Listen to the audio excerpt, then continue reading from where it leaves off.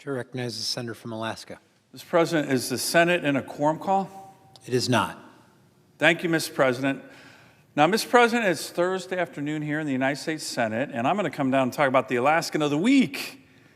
Best speech of the week, I think. The pages would agree. They're all nodding, right? Because it talks about someone who's really amazing. This week is a really impressive story, I will tell you.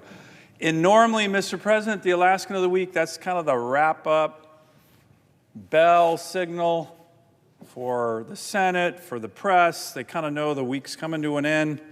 But not today. We're still working before the summer August work period to try and get some of President Trump's nominees confirmed. Huge part of the Senate's duties. And we're trying to get cooperation from our other colleagues on the other side of the aisle. Now, why am I talking about this? Because, Mr. President, I know the Alaskan of the Week speech, millions of Americans tune in. It's like must-see TV when they're all watching, the press watches.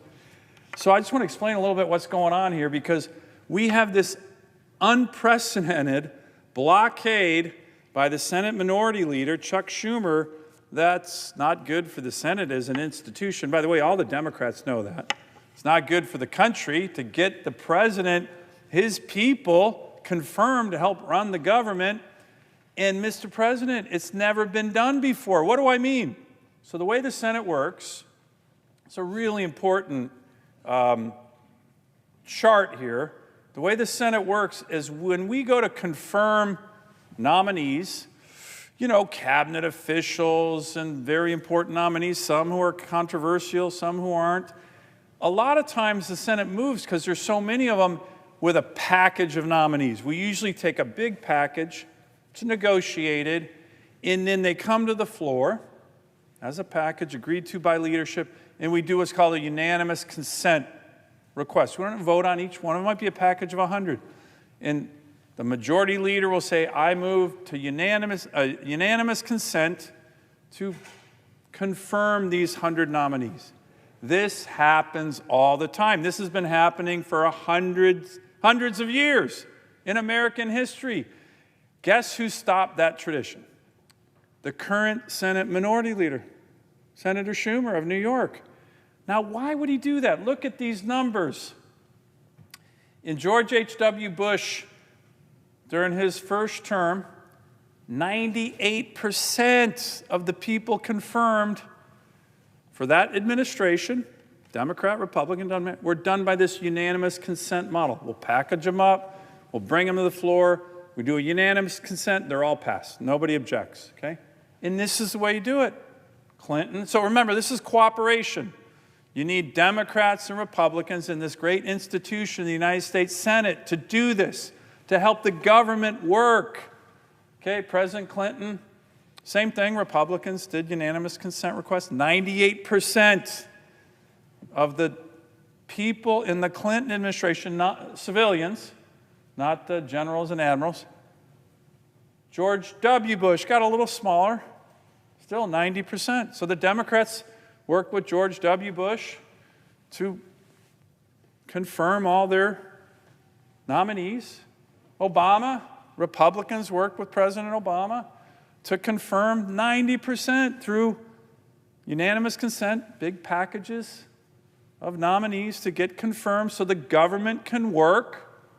Okay, President Trump's first term, a lot less, so all of a sudden the Democrats are saying, we're not going to cooperate as much during Trump 1, but it was still, Mr. President, still 65% of the nominees were packaged up, brought to the floor, unanimous consent, let's move them.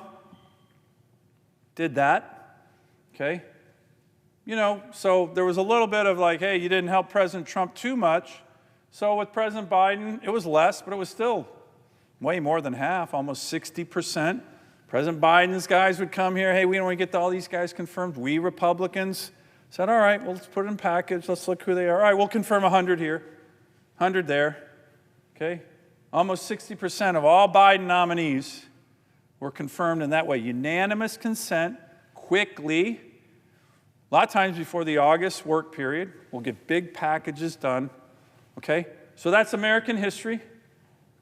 Look at the number for President Trump's second term. Can you see that? I want the American people to see that. 0. 0. 0. Like, what the heck is Senator Schumer doing? By the way, a lot of Democrat senators who I talk to, I got good friends over there, they're embarrassed by that number, by the way. They're embarrassed by that number. 0%. Now, why do you think Senator Schumer's doing that? Because he cares about the Senate as an institution? Nope. Because he wants to help us run the government? President Trump won fair and square. He needs to get his people into office to run our great government? Nope, certainly don't want to do that. Mr. President, we all know this. I'm going to reveal a little secret here in the Senate. This is fully driven by the far left wing of the Democratic Party. Okay? I mean, we're talking the anti-Israel, pro-Hamas wing. We're talking the defund the police wing. We're talking the open border wing. I mean, the far left crazies of the Democratic Party are driving the Senate minority leader to go to 0 because they're telling him, you got to resist the Trump administration. So he's listening to them. Look at that, America. 0%. It's never happened in U.S. history. I hope our friends in the media write about it, but it is unprecedented. And it's just, look, the vast majority of Democratic senators who I've talked to are embarrassed by that number. So hopefully we're going to get some kind of an agreement. We'll see. But maybe not. We'll stay here. Look, I'm ready to stay here as long as it takes, because this is ridiculous. And one guy's blocking it. It's the minority leader of the U.S. Senate because he's kowtowing to the far left crazy wing of the Democratic Party to resist. And we think that's good for America right there? It's embarrassing. If you're a Senate Democrat, that's embarrassing. So, Mr. President, I'm going to switch gears to a much better topic.